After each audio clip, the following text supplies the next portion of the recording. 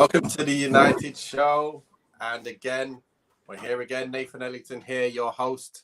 Kieran can't make it once again, so I'm actually the host once again, guys. So hopefully I'll get better and better each week. But today we've got Alex and we've got Marcel with us, and hopefully we've got Garth coming on later as well. How you doing, Alex? How's everything going? Long time? Yeah, It's been a while. yeah. It's been a while. Everything's going all right. Just loving this United news that's coming through. So feeling excited and pumped. I'm seeing the training sessions. I'm getting excited.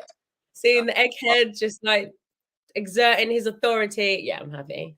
Yeah, Marcel, you're okay.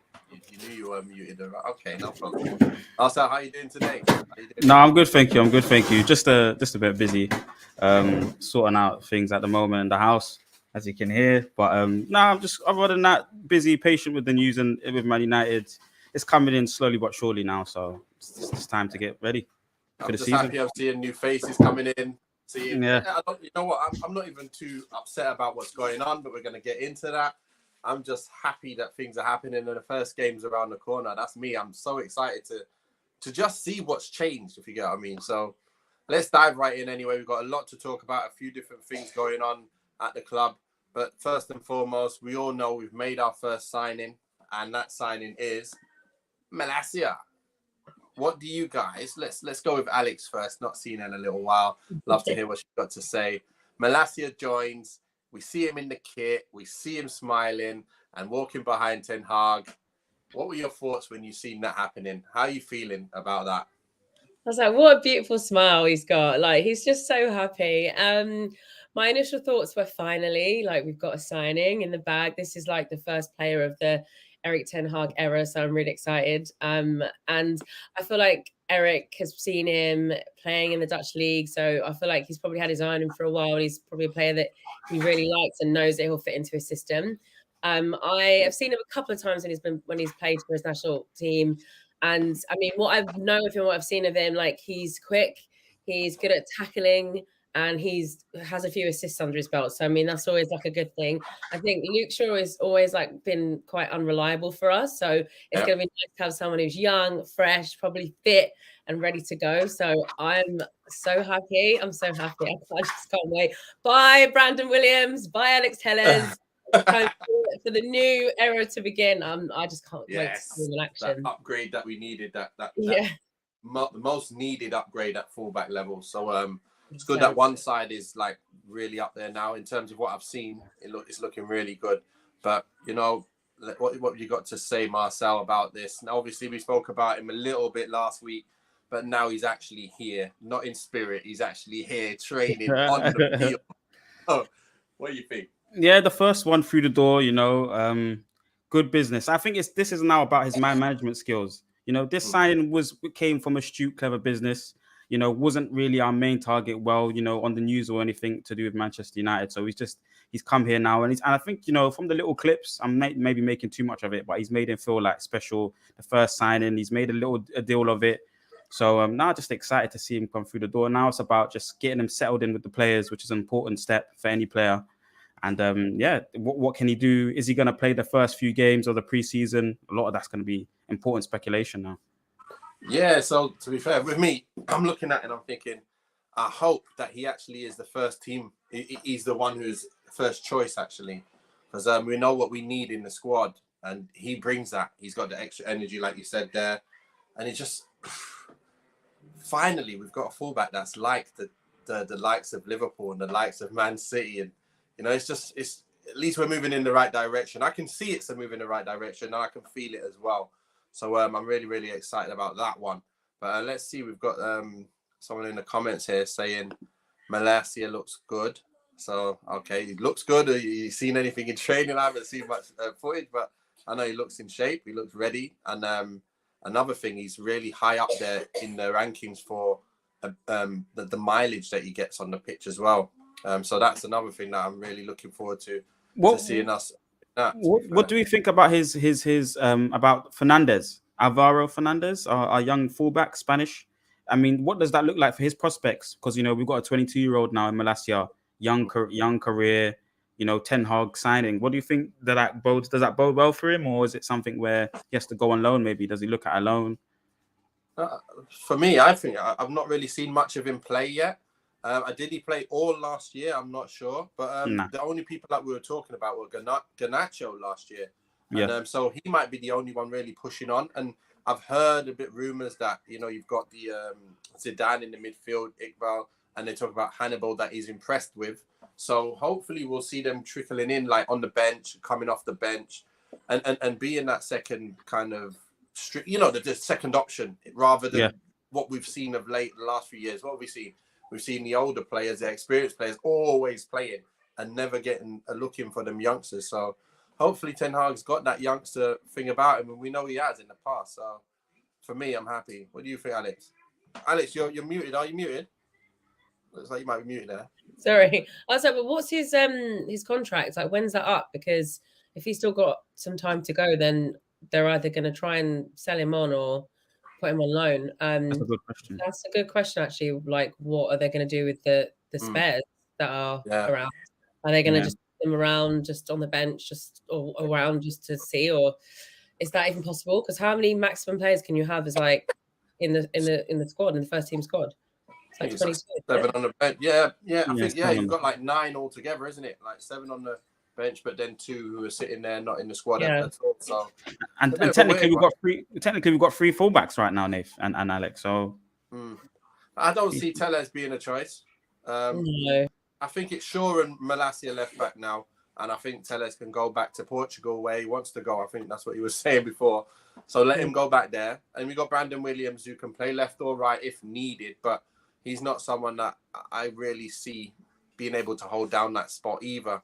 So it's a bit of a mad one, but at least we've brought in extra quality that I believe is better than what we've got, and that's the main thing.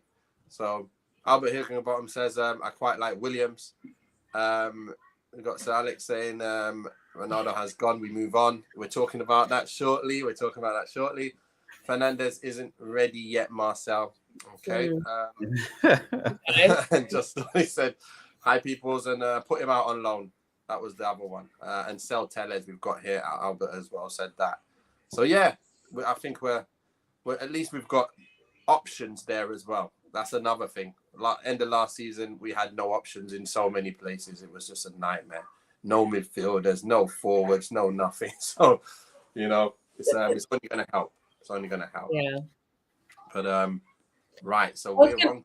Oh, sorry, to add to that as well, and just say that I was saying before that I didn't want there to be really big name signings. Like I wanted him to pick players who are from like teams like Feyenoord and stuff like that, where it's like unheard of or people that don't know, and then but the manager knows, the manager's got that experience with them or has seen them, and it's like then they can come in and slot into their system, and it's someone who's hungry, who wants to play. I think this is like a big promotion for him now, actually coming to playing for Manchester United. So that for me is just, I just love that. Like I'm really happy with that. Here's a thing as well. I was going to say, what do you guys think of the situation of at the moment? It's like players from the Dutch league are all being linked to us. And the fact that he's come from Feyenoord, he's never going to seen this kind of level before. Maybe is he going to be able to handle it? And if we bring in 2, 3, 4, 5 players from that league, does that mean in that it's really untested waters, and we might be kind of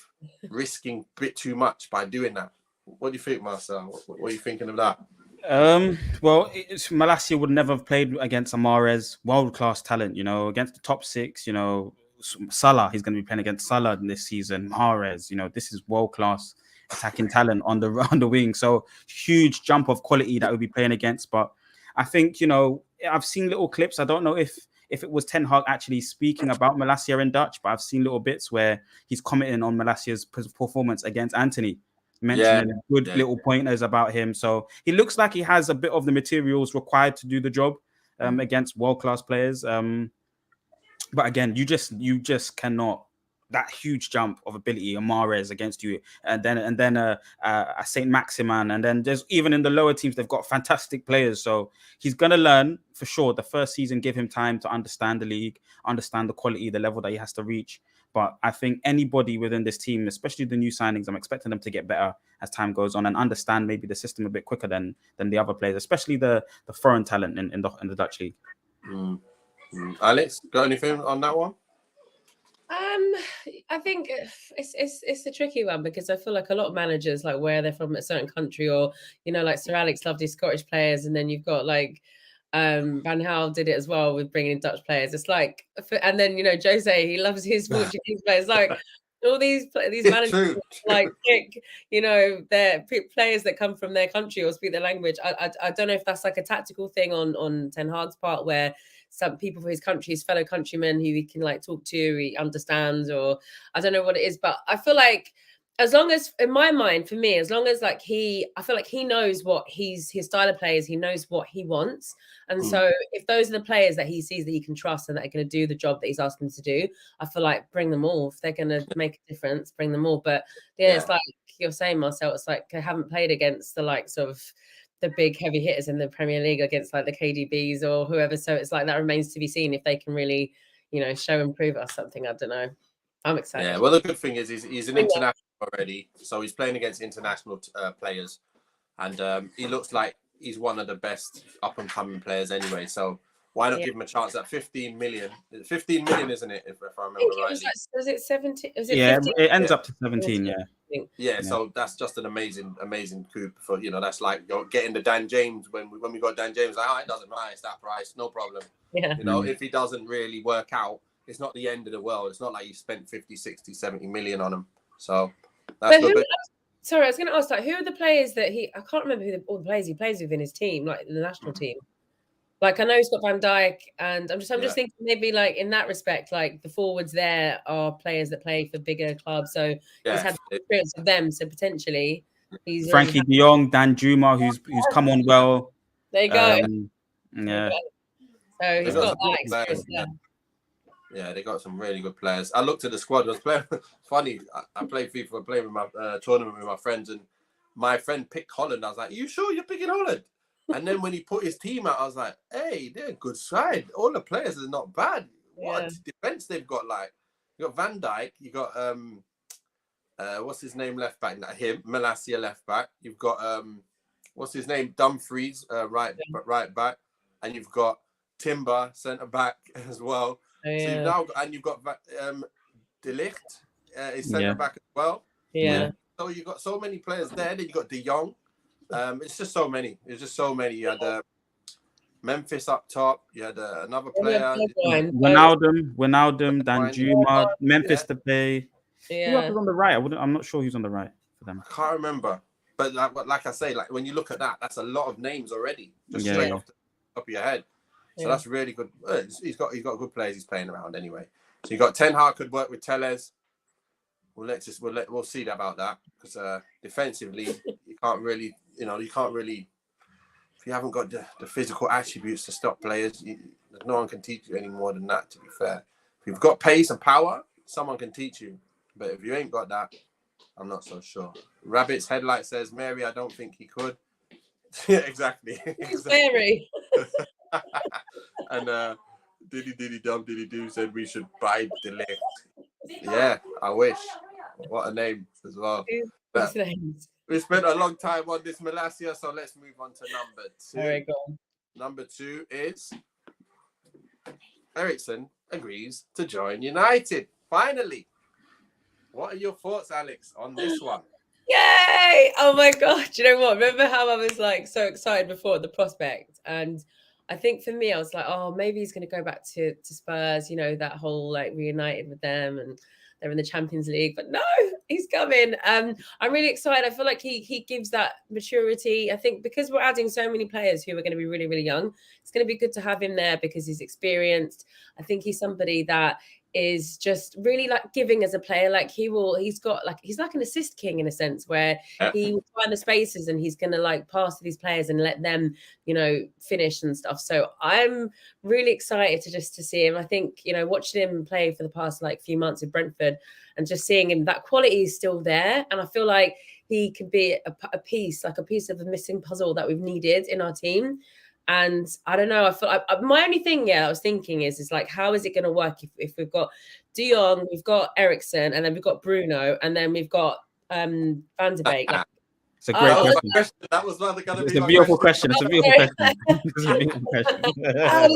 that work?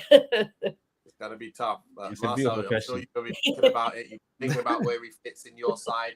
Where is he fitting in your side?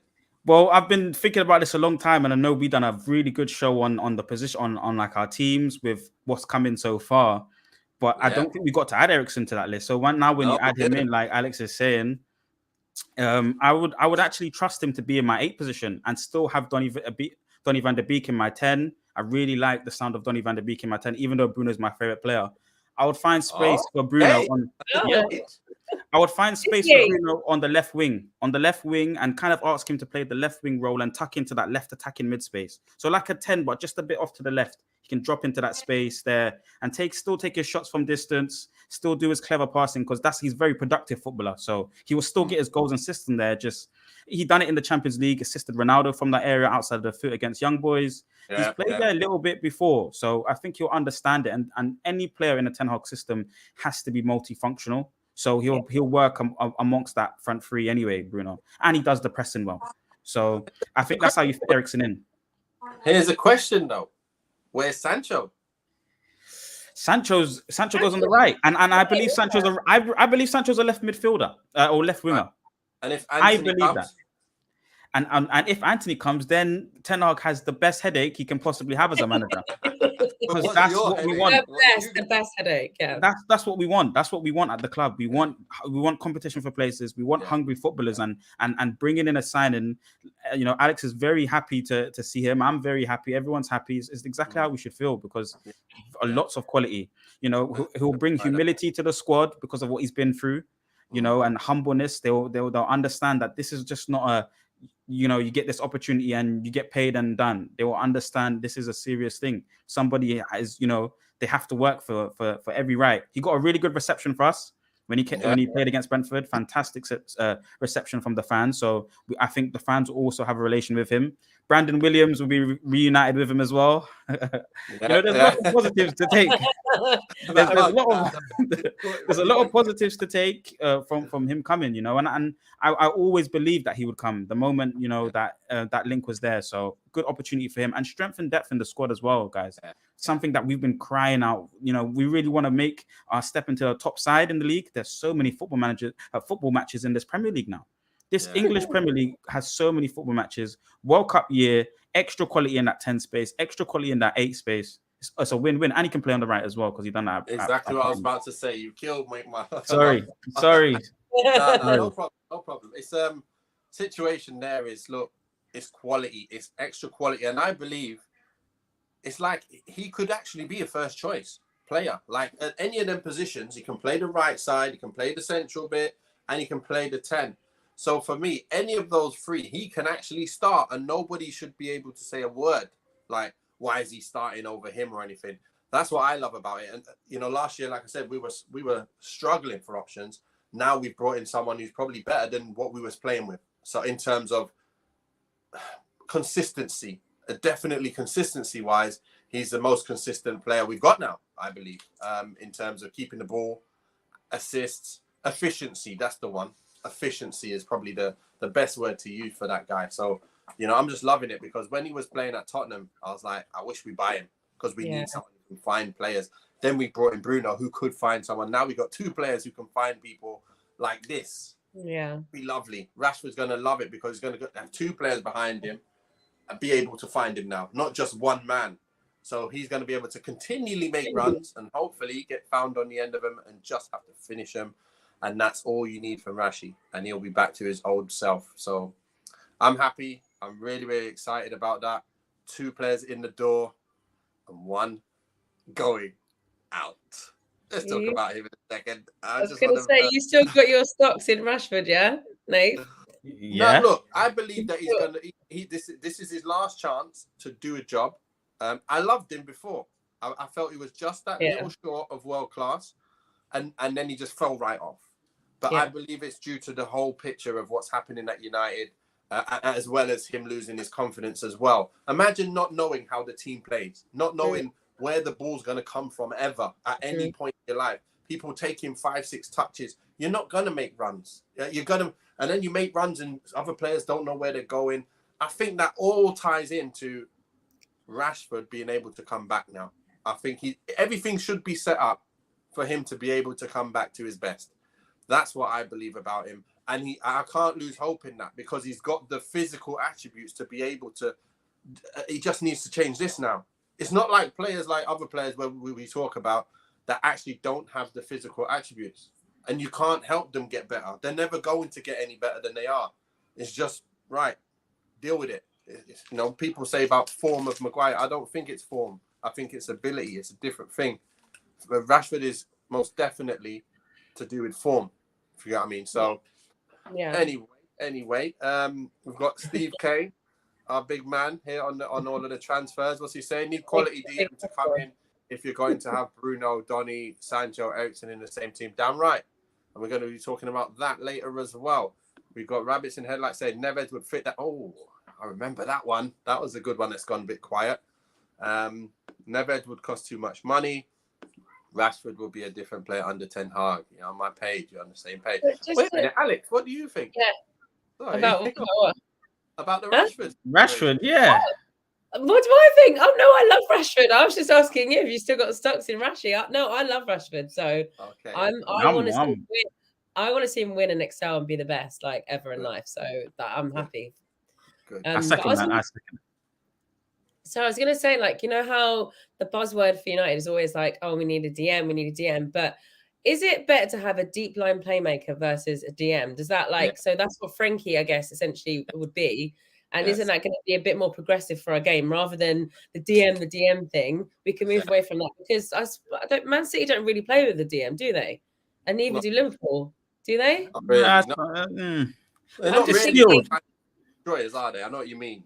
But that's what we said before, didn't we? We were talking about the Barcelona side. I said, which one of them was the destroyer? Like Busquets, Xavi, and Iniesta. None of them. Like De Jong can come in and be that deep lying playmaker. Just like I say, a Tielemans, that's what he does for Leicester, and I love what I see from him. If we can't get De Jong, I want to see a Tielemans type player coming in. I can't think of any more other players. I don't know if you thought of any more. Have you thought of any more as well? Did you think of any? No. Locatelli. Maka. Locatelli from what team is Italian, isn't he? Yeah, he's Italian. Yeah. Right. Okay. What are we talking about? DM type players that can play make. Yeah. Locatelli, Barella is who I'm looking at the moment. Locatelli and Barella. Yeah. And Verratti. Yeah. But can I just say something on that topic, guys, regarding not really having a DM? I feel like, Rodri is it like the Premier League, the best Premier League managers now have kind of got steel in that DM role. I wouldn't say they can ball play as well. Yeah. They're not out and out destroyers like a Petit or a Roy Keane, or they ball play as well. So Fabinho can ball play, but he's got steel. Rodri can ball play, Fabinho can ball play, but they've got steel. Kante can ball play and ball carry, box to box, but it's got steel and clever interceptions and all those kind of things to his game. So I'd say, the managers after a while, if they're not utilizing that steel kind of element in their team, and I think De Jong's got that anyway. He's a bit of a blend. He's got a bit of a physical presence. I remember him carrying the ball past Vinicius and Modric in the Champions League when he was playing for Ajax. So he's got a bit of physicality to him, just not the traditional destroyer type physicality is what I would say, but very still able to be utilized in that system. Mrs. made me a sandwich and she said I got to try it before I finish. So before it gets cold, I had to take a bite. Sorry. Thank you. Top notch. Thank you. Right. Okay, so we are moving on to the biggest headline of the week. The biggest headache, you mean? It's something that... well, anyway, let's get on to it. Ronaldo has transfer request granted. It looks like he could be going for around about 15 million. And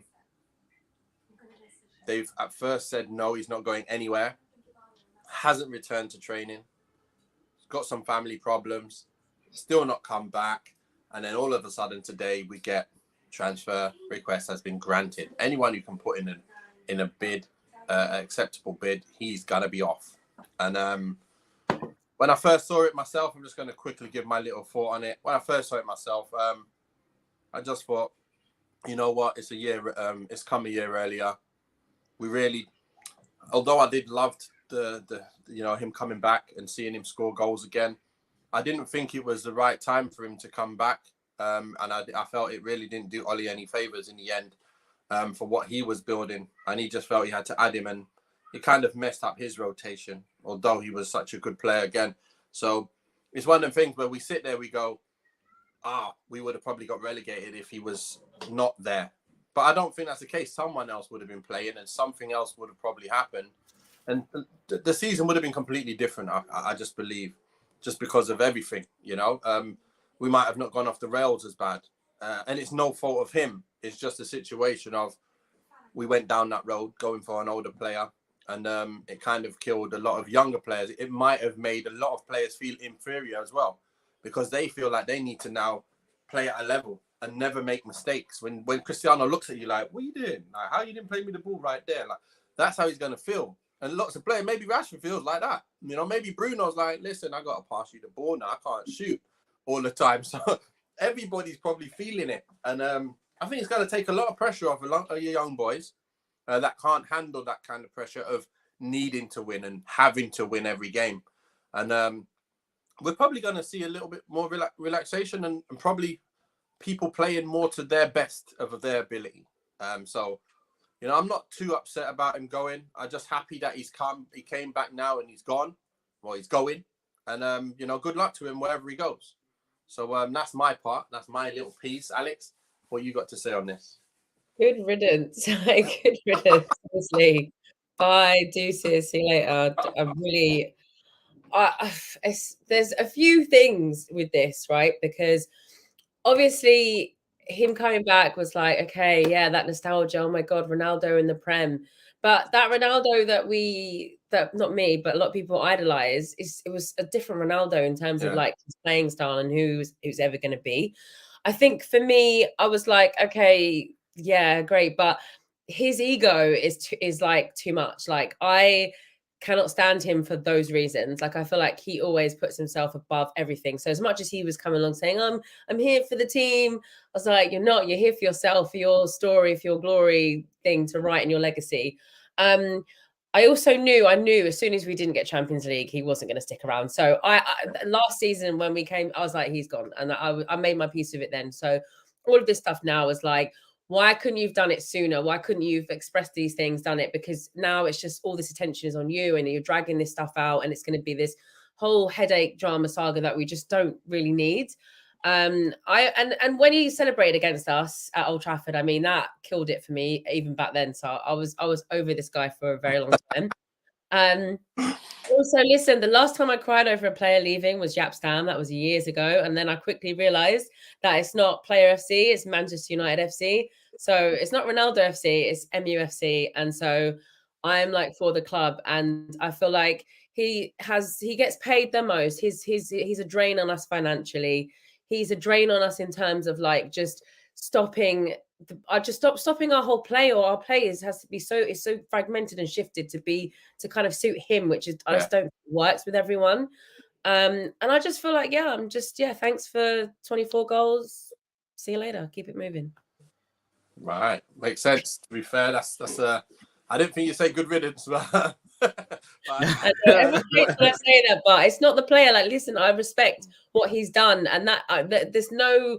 You can't take away that his career, his legacy, like it is incredible. Like you never take that away. But I think the man, the person, the ego, I feel like even the toxicity in the dressing room, I think a lot of that was around him and who he is and how he is. So I feel like, I mean, I saw like Maguire liked a post the other day about him, having to take less wages and stuff like that. I was like, what a petty, shady thing to do. But that you don't want that anymore. We want to move on and we want the boys to like really gel and be happy playing together. So yeah, we got this is a relevant one as well. Actually, Martial will flourish now. Ronaldo's gone. Maybe he will. I think it's more to do with now Ten Hag is here, and hopefully because Malacia will be behind him and stuff like that, maybe he can play better off the left. So everyone has got worse since Ronaldo come back, but that's not his fault. Exactly the point there. I've come to the conclusion his signing has put us backwards. I noticed that from pretty much day one. We can't sell him, probably because you're thinking his wages is far too high, plus the 15. That's around about 60 mil that someone has to to put up. We've got Sir Alex Carrington Keno saying, let him go. And we've got Cassie saying, hello, Ronaldo, and you're not happy. And then we had Bozza Royale saying, haven't we got him for Kante? I think that was a while ago, but I don't think we've heard anything since. So I'm expecting that to not rear its head again, to be fair. But Marcel, what you got to say on this Ronaldo situation? What's your thoughts on it all? Well, this was the last piece of business that Ed Woodward has done for the club.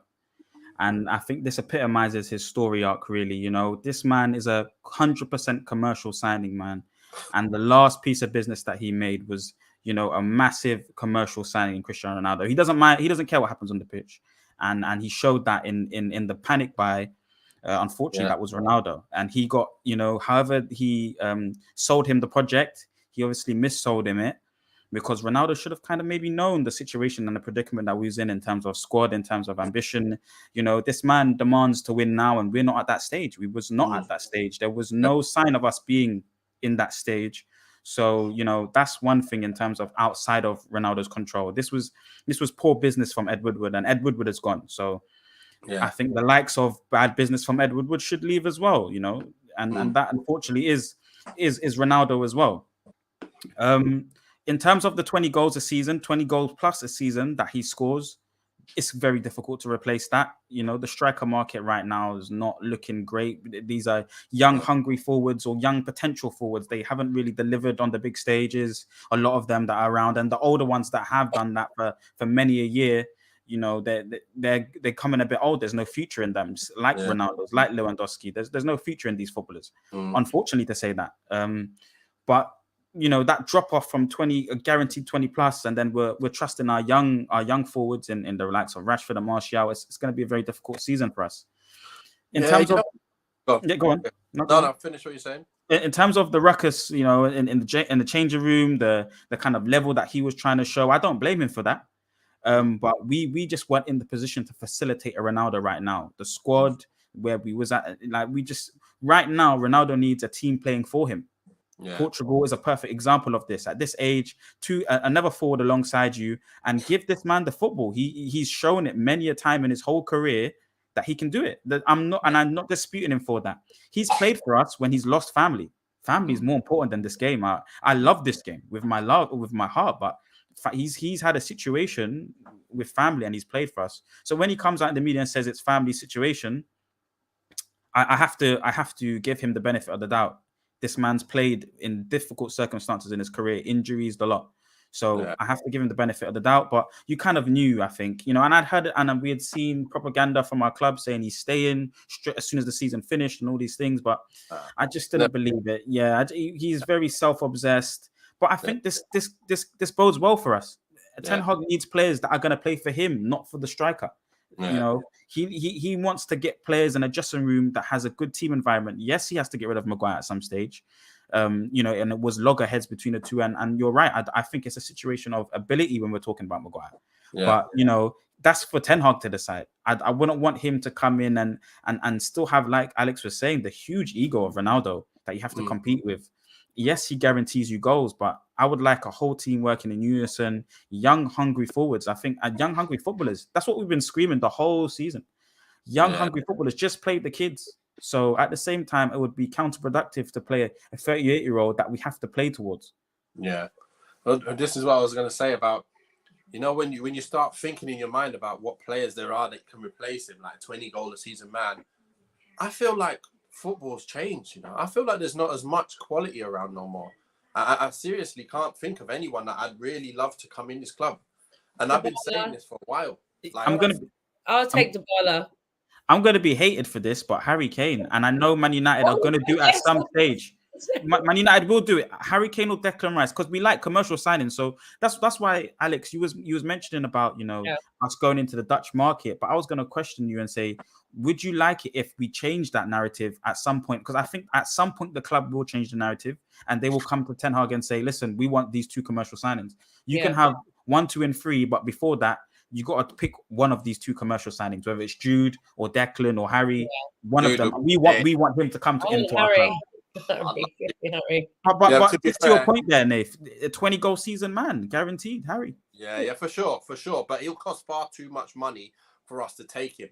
That's the only problem we got right now with that one, because how City tried for it and they didn't get it. So United are never going to go for that kind of money now. I just don't think it's going to happen. He wouldn't come now, though. He wouldn't come now. But they're doing bits now, aren't they? Yeah, and I think how long has he got his contract? Maybe like another 2 years, I think, or something like that. So maybe next year might be. Maybe depends that's where they finish. That would be the time to strike for them, I think. Yeah, but it's like if we push on and Tottenham kind of stay where they are, and then his contract runs out. I can see that happening, but then he's a bit older again, and it's like you don't really want to go down that route. But hopefully there'll be someone new coming through that's killing it, and we could get him in. But I think he'll still be a motivated footballer going for the Alan Shearer record. He'll want to win a Premier League, and I think it just suits him. We want the best English talent in the country. I would love to see him there. I see the warm up. I'm watching him in the warm ups against Spurs at home. Everything's crisp, everything's sharp. Yeah. He has got everything about him like that. Yeah, left foot, right foot, header. Yeah. He's got everything on point. It's just no frills, but everything is on point. That's what I like about him. He's like a Shearer, isn't it? It's like a more slightly better Shearer, I'd say. Shearer was serious, but yeah, they're in the same kind of boat. I'm not sure if even better than Shearer. I would say you'd be surprised because there were some stats that were putting him and Benzema like neck and neck for certain things. So that's Kane and no, seriously. I know, but so I'm just saying.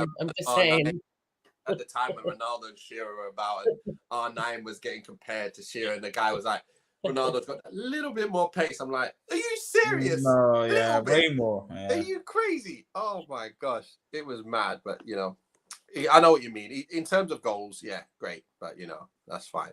Yeah. But again, before I carry on, hit that like and subscribe button on YouTube channel, as everybody says. Thanks for reminding me, probably Kears or Steve. But yeah, we are moving on. We are moving on from this Ronaldo quest to something that's making me feel quite excited as well, because we've all been mentioning these players' names and stuff, and what it will mean is we'll have balance both sides, and I think it will be people who will actually play in their preferred position week in, week out, and I think that's what we've missed for so many years at United. So with that being said, Man United have offered 51 million for Antony. I think it's 51. I've been checking around, I've been looking, and that's what they've offered. And now just recently I've seen that they've offered also for Martinez as well.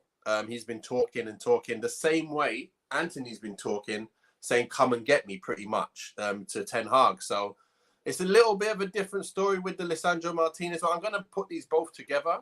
We've got Lisandro Martinez wants out, but Arsenal also want him as well. So there's a tug of war between Man United and Arsenal, but they both said they want out. Antony looks like he's got his head set, tunnel vision on United, and Martinez got a little thing to think about. That's the question. Alex, are you happy to see these two people linked and getting closer to coming?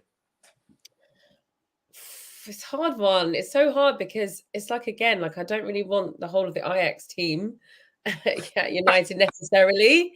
We ain't got any yet. We ain't got one yet. However, well, potentially, like we've got Van de Beek, we could potentially De Jong, and then it's like literally we're doing like Spice Girls reunion. It's like I don't know about that.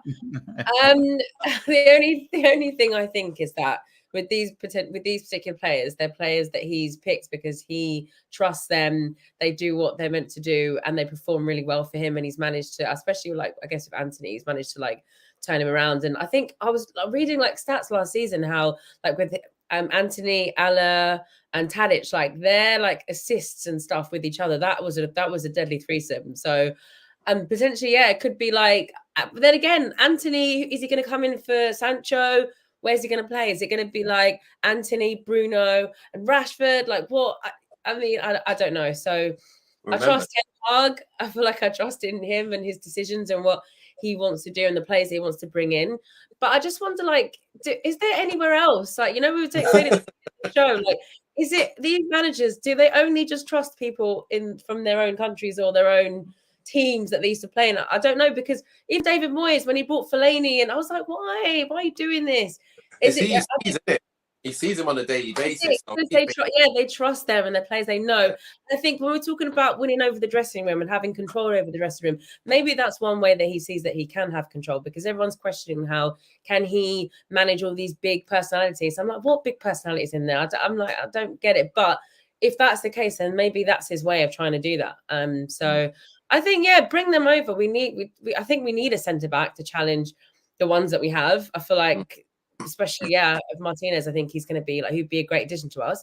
And Antony, I mean, we want depth in our squad as well. So, and Sancho, he's been having, last season he was on and off and a bit rocky. So if we have an Antony, it would give us that depth and give us a little bit of strength there. So come on then. Marcel, with this in mind as well, you got to remember Ronaldo will be out the door. So that means the striker position is also open. There's one more space between all those three who could be fluid. They could be moving around between the three. So what's your thoughts on this one? Well, just quickly on what Alex was saying in terms of, foreign managers trusting their foreign imports. I would say, just in terms of laying the foundation, I think, Mourinho had to bring in a few players just to understand his style, what he's looking for, the mentality, and then he picks the few gems alongside them, the John Terrys and so on and so forth. And I think Ten Hag might have to do the same, especially as we're in a rebuild phase. If you get players that you can already trust, then, you win the changing room over. They're showing the other players the drills. They've done it a lot sharper, the tempo. They understand the level required. Antony coming in, if Ronaldo, are we definite though, Nathan, that Ronaldo goes? Are we definite that his agent wouldn't have said anything like that unless he knew he's got a club, because he knows the situation, he knows his age, he knows how much he's on. His agents must have spoken to Chelsea and said, we'll take him, or someone else who say, listen, you put that in, and if you can go, we'll come and get you. So I'm expecting him to go in the next week. I can't see how this is gonna be. He's not gonna be like, I could go. Where can I go? Who wants to take him? Chelsea must want him. That's who we're. That's for commercial money purposes. Please. Yeah. Anyway. Well, you make that fee back, that 15 million. You make that back. They will. That's on the first day. Yeah, that's fine. Yeah. So, with that being said, I would like to come on the point that Serge Gnabry is on 1 year contract left, versatile forward. Neymar's around. I wouldn't want Neymar at all, but we've spoken about this. Yeah. Dybala, Alex has already made a good point about Dybala, and I feel like could be a Tadic type footballer. And there is another versatile forward around, but I can't remember for the life of me who I'm going to mention. But I would just say those three for now. A good buy. I think Antony might be the most difficult deal to do. Just because of the price. I think Albert mentioned in the chats that 70 mil is too much. That's way too much. Would have to haggle that price, but they've lost so many of their footballers already this season. I think they would want to retain some of the money. So I think because we're in a kind of battle with Arsenal, Ten Hag is the pool. This window is the Ten Hag window. Every player that we're getting will come, in my opinion, because we have Erik Ten Hag. That's the only reason why they'll come. So I think Sandro Martinez wants to come because Ten Hag is here, understands the football, will trust his manager. Same for De Jong, same for Antony. Antony's being very clear about it. Fantastic player. Finally, we're getting a right-sided, inverted footballer. Exactly. Like you said, a lot of the time we've had to convert our footballers. Just in the right back is a huge. We've had Ashley Young in there. We've had Valencia. Now we're kind of got right backs, but they're not at the world-class foundational level required. So, we've still got problems to fix. But that right wing spot, if you can get somebody in there that's very comfortable in there and left-footed, because Sancho is, a lot of people say he's very comfortable there, but I prefer him out on the left. But if you can get Antony in there, who's very competent there, very dangerous in that area, a bit like a Ziyech type, but I think a lot more direct and aggressive. It should be good news for us. Very excited about it. The outgoings. I think the outgoings is important to get Antony over the line. Pereira is an outgoing and find somebody else. I don't know if Phil Jones will be finally leaving, guys. I don't know about that, but I need to hear more about a potential outgoing. Ronaldo's one of them. 15 million in the bag. Yeah, I hope that happens, and I hope Antony gets in by hook or by crook. I don't care how much he costs, as long as he gets in, and then we still get the other players in the other positions. And if Ronaldo goes out, you can use some of that money as well, because he's gone. You look how much money that is off the wage bill. That's ridiculous amounts of money off the wage bill. You can say, you know what? We was going to spend that anyway on Cristiano. Let's just spend some of that and get Antony in. He's young. He's so young. He's got years to go. Yeah. And now we've got, you know what happens when that happens? This is what I love, because I know when you get a winger who can occupy 2 players, and then you've got the other side where Sancho's on the other side. Now he can't be double teamed. He can't be. Everyone can't be double teamed. And that's when things start happening. The teams start absolutely destroying people. So, quick question, guys. What happens to the career of Ahmad and Pellistri now? Because again, similar predicament with Malacia. We've got another young, exciting, forward line player, versatile. But Ahmad, I've seen a lot of pictures. They've been teasing me. He's got these new green boots on. He's looking sharp. Yeah. Everything looks crisp. And then Pellistri, everyone says that his development's come on a lot further than Ahmad's. Is playing for the national side. I haven't watched a lot of Pellistri. I need to watch more of him, but I really like Ahmad. So what happens with him? Well, here's the thing. Remember, look at Arsenal and City. They've got 2 of all them positions up there. We can't just have 1 of all them positions. So I see Ahmad being on the bench and coming on for Antony when he gets tired. I see Pellistri being able to do the same on the left, and even Rashford. And then Rashford could also play up front and try and rediscover his form up there. Martial can play left or middle. So you kind of got, and Garnacho could be getting involved. So whoever's playing the best out of those, let them be involved. If you're not playing well, then you can sit down and someone else can get your position.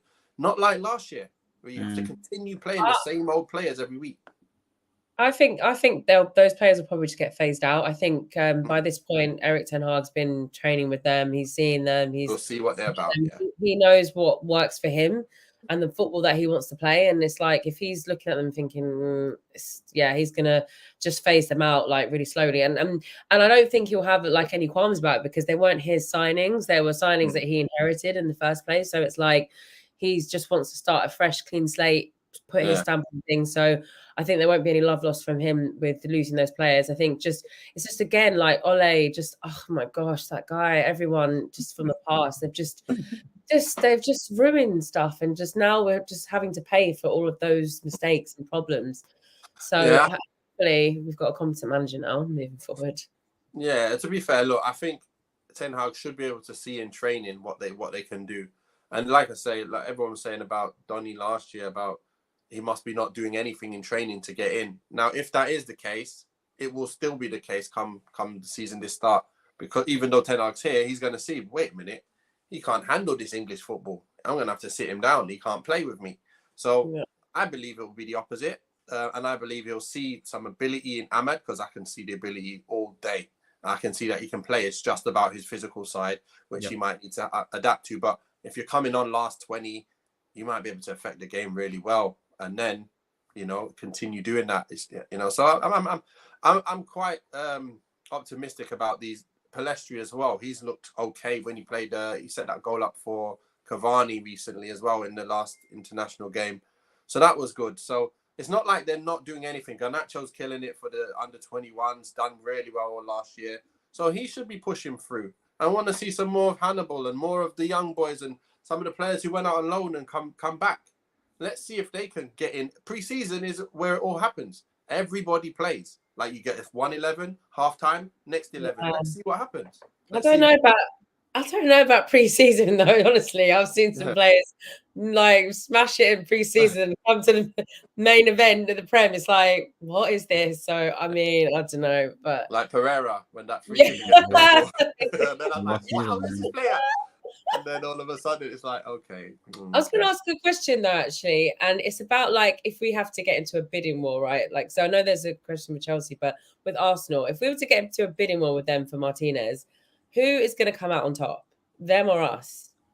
Well, hopefully they'll do the same thing they did with Malacia. Say, listen, we ain't bidding until you guys have just accepted the bid, and we'll just come in and match it. We're not doing any more. None of this more. Going once, going twice nonsense. It's listen, you guys have agreed 50, 55, whatever. Okay, we'll put 55. Right, where you going? And that's what I think it will happen. Same thing what just happened now. Listen, Man United want you, Malacia. Are you coming here or are you going to there? Yeah, I'll go Man United. Yeah, so that's what I hope, and that's what I believe will happen. So yeah. Okay. Believe the same. You're on the same page here. Good, Yeah.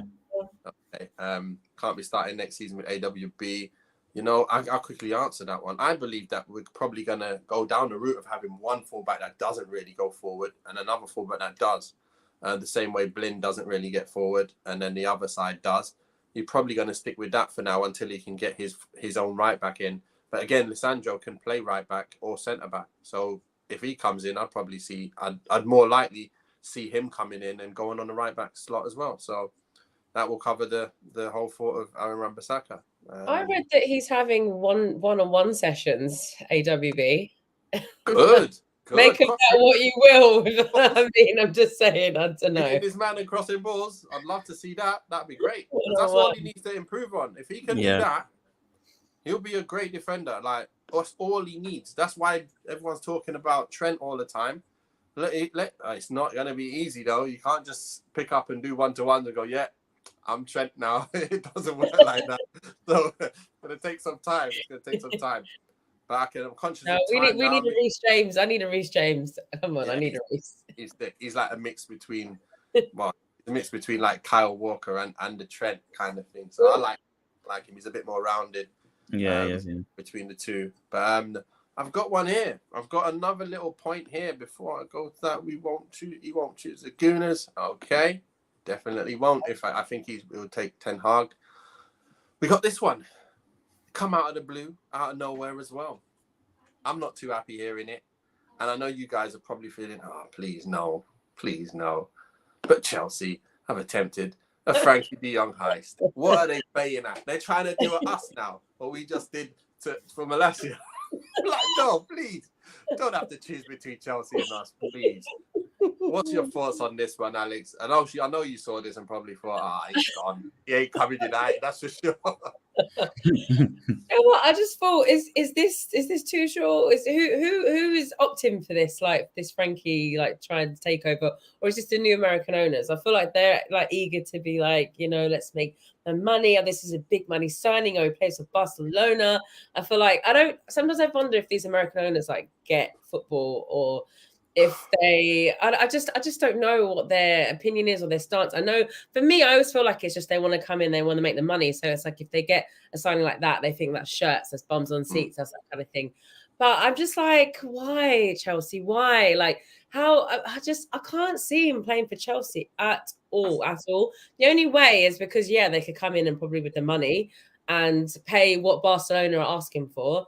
And then the wages. So, I mean, that's the only reason why I think he could play there, because I just can't see in that team, that squad, what he would do there and how. I don't know. It just seems really strange to me. Like they're like, anything you can do, we can do better kind of situation. I don't know. Just take Ronaldo and that's it, and leave us alone. Leave us to De Jong, please. Thank you. Right. So, Marcel, before you say anything, we've got Steve, who knows all about the transfers and the gossip and the news that might be happening. And he come straight out and said, listen, it's absolute rubbish. De Jong is not going to Chelsea. So I'm happy there. Steve, you better be right. But anyway, what's your thoughts on the rumours that you saw? Yeah, no, I trust in Steve. I trust in Steve's word, so we should be safe here. But it's a thing where, if to my knowledge, De Jong is owed 17 million euros from Barcelona Football Club, to my knowledge. His professionalism is such that it was owed to him a couple seasons ago, and he's just said, you know what, because I'm going to be staying at the club, you can pay this off at another time. The predicament is such that they want to get him out the door now, but he's like, what about the 17 million euros you owe me? How are you gonna sort this out? And that's why we're deliberating so much on it, because it's either we're coughing it up or Barcelona got to sort out their business. Laporta, he needs to throw somebody else in the pot to make a bidding war, get more money, ascertain more something. Mm-hmm. So publicly, he's looking like he wants to hold on to the asset. He's going to do anything, I've seen him say, to keep hold of De Jong. But all of a sudden, there's interest from other clubs. And now one of them is Chelsea. Chelsea's situation, I don't think they need strengthening in that midfield. Exactly. Right now, they have so many footballers. And I believe the vacancy is only for 2 positions anyway. Yeah. They play a 2 in there.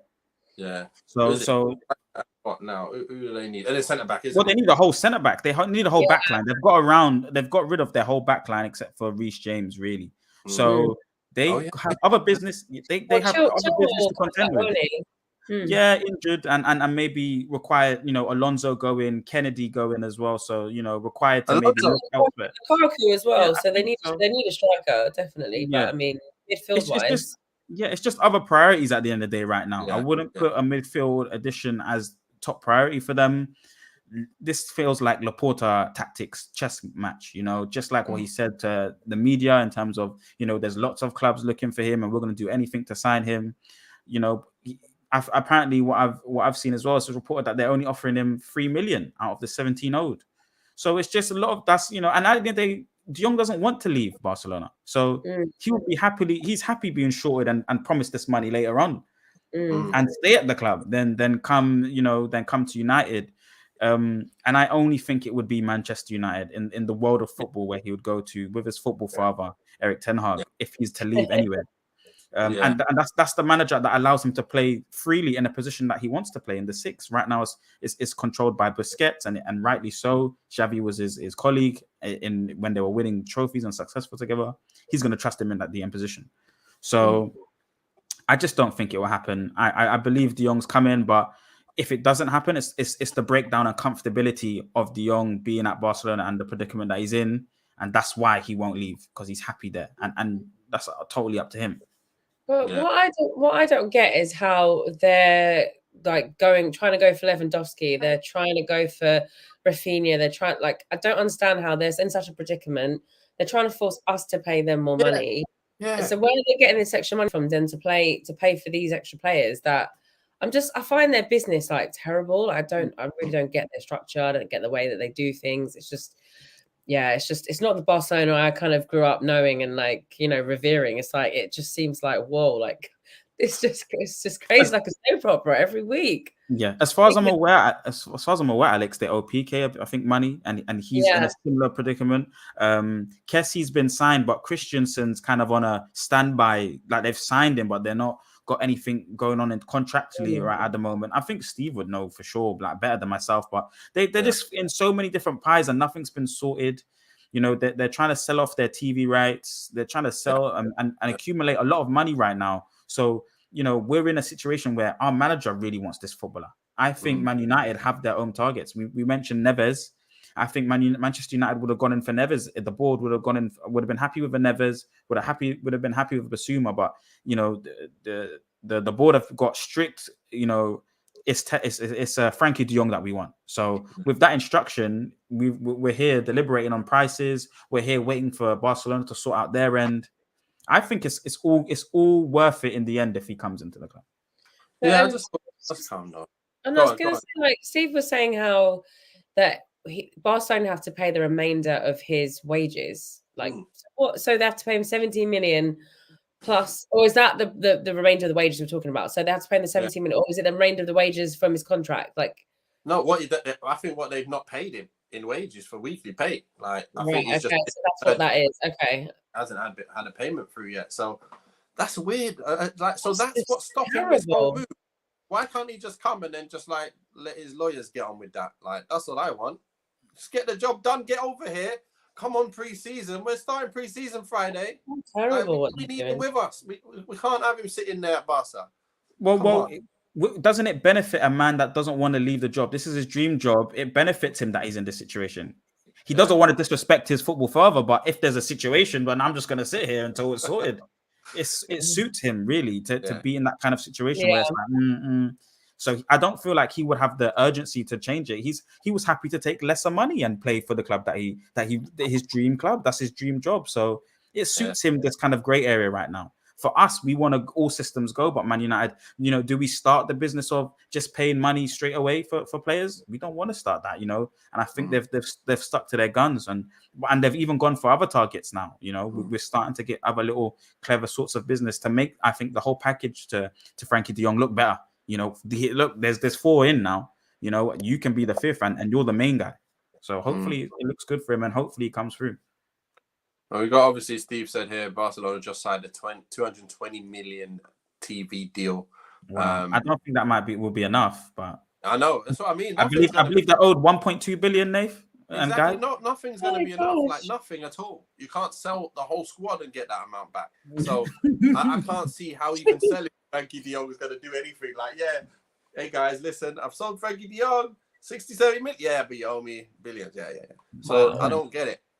But I'm confused. He's confused. I want to say your name, so it's so long. Can you shorten your name, please? It's that do. That's that one. Yeah. I get that. But yeah, on to the last thing of the day, the last little point I've got to get. It's exciting times. I'm just excited. Pre-season, when you see them nice brand new pitches here, the pitch is back to spanking new, and you see that our first game is coming up. It's tomorrow. Is it tomorrow? It's tomorrow. I think so. 8th of July. No. Was it? Is it friendly against Liverpool? Liverpool? It's Liverpool tomorrow. Yes, Liverpool. We're playing Liverpool tomorrow. Then we're playing again on Tuesday. Then we're playing again Friday again. Then then it's then that Tuesday. Then Saturday. Then the Sunday. Then we go straight into the next week. We're playing the first league game. So we got some good games coming up. But Liverpool. Thanks, baby. Yeah. What do you think? Liverpool first game. It's going to be a mad one because obviously it's Liverpool, and we don't even know what Ten Hag is going to do with his first. What he's going to see from what he's seen. Hopefully, they're playing some behind closed doors training matches today and yesterday, and hopefully he can pick the right side. And hopefully, I'm not going to see what I know I'm going to see, but I'm not even going to be talking about that right now. Let's just see how the new season goes. I'm going to start a fresh slate with everybody, and I'm going to judge them on what they do from what I see from day one this season. That's what I'm going to try and do, guys. So you shouldn't hear me from this point onwards. I'm going to say I'm not going to talk about on the history. Only what I see from now onwards. I'm going to give everyone a clean slate. Even Big Harry, I'm going to give him a clean slate. I'm going to give him it. I'm giving that chance. You have willpower, man. That's a very strong statement. I know. As soon as I see anything wrong. No, I can't help. He's gonna. No, they're gonna get cussed out. Like the minute I watch the game and I see, I'm back into my old way. Sorry, no. Yeah, if he comes with some madness, then I'm gonna talk about the madness. That's what I'm saying. But if he comes with goodness, I'm gonna say, listen, doing well done. So that's the only fair way to be, isn't it? I don't want to just have an agenda on someone. So 100%. Football back. I'm so excited. Marcel, what do you think about this Man U Liverpool game? What do you think Ten Hag's gonna do? Obviously, it's going to just be a mess around with all the players and see who's got what. But do you think he's going to start with what he thinks is his best 11 from what he's trained with? Or do you think he's just going to mix it all up and see what's what? I think he'll mix it up. I think it's an opportunity for them to get a match environment. And I don't think Liverpool will come into this heavily competitive. They will like to hold their cards as well. So, but it's about philosophy of football. This is the first time in my mind where we're really trying to be possession based, really hold the ball, recycling the ball. So it's just going to be exciting and intriguing to see Manchester United try and evolve their style of play and change their football. Underlaps and overlaps is what I'm going to be obsessed with looking, because no matter what player it is, they're going to have a strict instruction and spatially where they're meant to be on the pitch, all these kind of things. Obviously, individualism comes into it, and there'll be areas where you can create and different types of passes that you're allowed to make in certain areas all over the pitch. But it's like just positionally what the habits are that he wants us to do structurally, how we're setting up for corners, little things like this. This will most probably change throughout the preseason, but I'm just really obsessed with how this man's going to work, what system he starts with, whether it's the 2 6s or the 2 8s, a 10 in there. It's just going to be really interesting. Good. Any last words on that one, Alex? On obviously what's coming up Friday, tomorrow? What you got? No, it's actually the 12th of July, which is on Tuesday. So just wanted to correct that. It's on a Tuesday. Thanks for reminding me. And actually, I think he's going to go all guns blazing. I think he's going to be like, listen, this is a big game. This is not like a friendly joke thing. This is time to show me what you got. I think he's going to go out and be full on, full force, because what's the point then? You can't just be like, come on, yeah, you go and have a kick about. Go on then. Tuesday is. I got it wrong. I think he's gonna be really on them, and he's gonna expect them to bring their A game and bring it. I think so. Yeah. Well, good. Well, that's all we've got time for today. This show is 6, says Donny. Thank you. And Alex, good stuff. I don't know what that means. Well, quickly, did we say anything about Neves? What do you guys think? In the event of us not getting Frenkie de Jong, who would be your option? As a question for you guys. Like if there's no Frenkie de Jong, it breaks down. Who would you get? Neves or Tielemans for me. That's me. That's all Yeah, I'm gonna say. I'd say Neves then. Yeah. Okay. Yeah, he's more of a steely type player as well. So, and he'd be your out and out DM though, Neves. He'd be your out and out DM. I don't think he would be like a Frankie type of player though. But yeah, they'll be too good. Whoever it is out of them two, I'd be happy. To be fair, so I'm happy with that. To be fair, so anyway, thank you both for being on today. It's been absolutely amazing once again. Some really interesting topics there, and getting your obviously opinion on it. It's been amazing as well. Thank you to everybody in the comment section.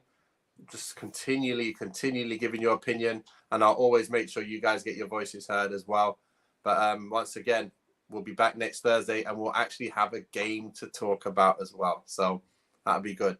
So until then, stay safe and wash your hands. I gotta find the place now. Can't even find it. Give me 2 seconds. Keep your hands up. There we go. See you guys later.